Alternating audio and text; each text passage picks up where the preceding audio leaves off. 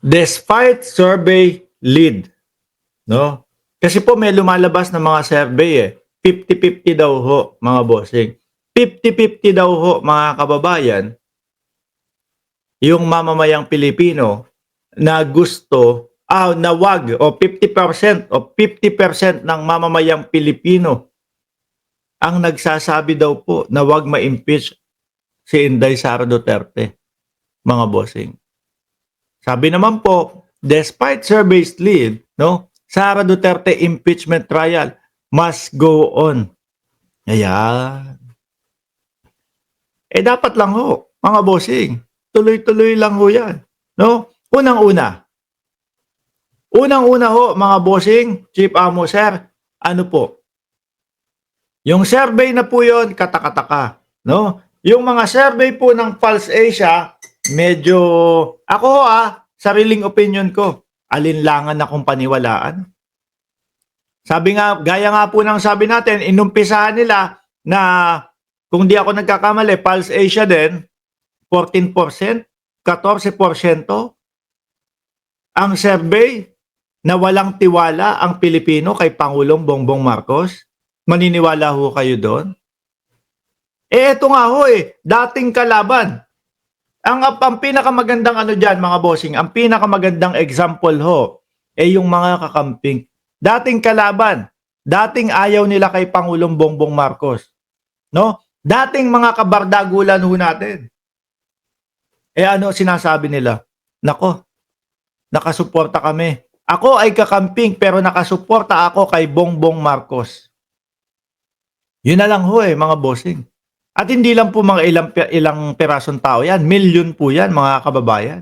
Kaya nga po medyo nangatog ang itlog nila Bakit to? Kasi hindi nila makuha yung suporta ng mga kakamping. Naalala nyo, nung si Inday Sara Duterte pumunta doon sa Naga, nakipag-usap kay Lenny? Sa tingin nyo po ba pakikipag-usap na ganun-ganun lang yon? Siyempre, paghingi ng suporta yon dahil nakikita nila na eto nga, palapit ang impeachment, palapit ang eleksyon. Siyempre, paghingi po ng suporta yun, mga kababayan. Kung dumagdag ang sumuporta kay Pangulong Bongbong Marcos, no? Kung dumagdag, ilan po ang kakamping? No? Estimated po 15 milyon ang kakamping at tingin ko nadagdagan pa ho yan, mga kababayan. Kung yung 15 milyon, wag na nating lahatin, 10 milyon na lang, dumagdag ang suporta kay Pangulong Bongbong Marcos. Yun po ba ang pabagsak ang survey? Tapos yung sasabihin nyo, tumaas ang rating si Inday Sara Duterte ng ganitong kataas. Ayaw, nananatili ang taong bayan na ayaw sa kanila Dahil nga merong silang ayaw sagutin ng mga confidential funds, etc. Tapos tataas yung survey. Doon pa lang po, questionable na, mga bossing. Ngayon, meron silang survey. 50% ng mamamayang Pilipino daw po, ayaw matuloy yung impeachment. Kaya po, ako, sabi ko nga sa inyo, yung survey na yan, medyo alinlangan ho ako dyan. Parang hindi po makatotohanan. Parang pambe-brainwash po sa isip ng mamamayang Pilipino para sabihin na, tignan mo nga, ayaw naman ng mamamayang Pilipino, yung impeachment na yan, wag na nating ituloy.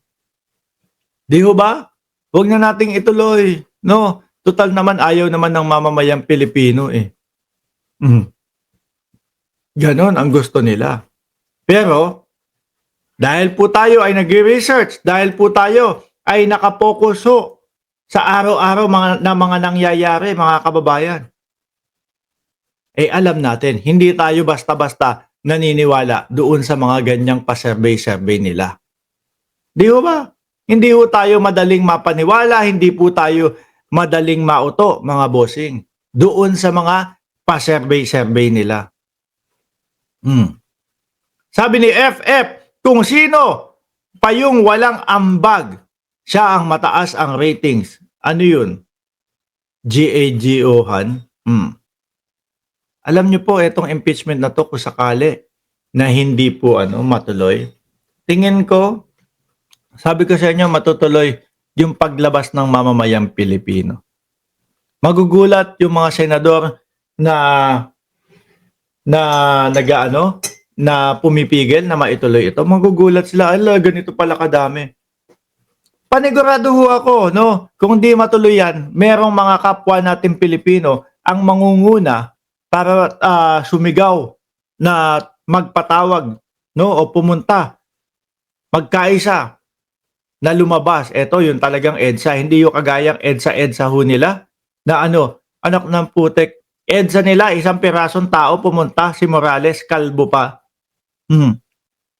Bakit to, mga kababayan? Kakamping, gustong-gusto niyan, mga bossing, na matuloy ang impeachment. Tapos ito, maririnig, ito yung magiging balita nila.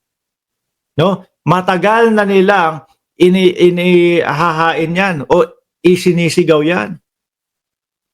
Yang impeachment, yung mga accountability ng mga Duterte, ang tagal na ho nilang isinisigaw yan.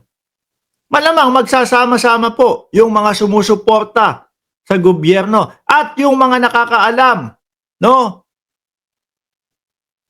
Patungkol dito sa impeachment na ito. Yung mga nakakita ng resibo, yung mga nakakita ng mga pagbabanta sa buhay ng Pangulo.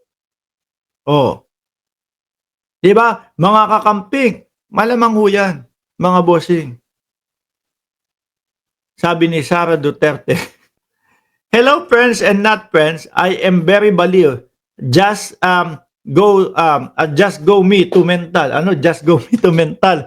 Yes, come out and go. Hindi ho, ito mapayapa naman po, hindi yung ano, kung sakali, hindi ho yung sinisigaw nila. Tara, sugod tayo, ganito.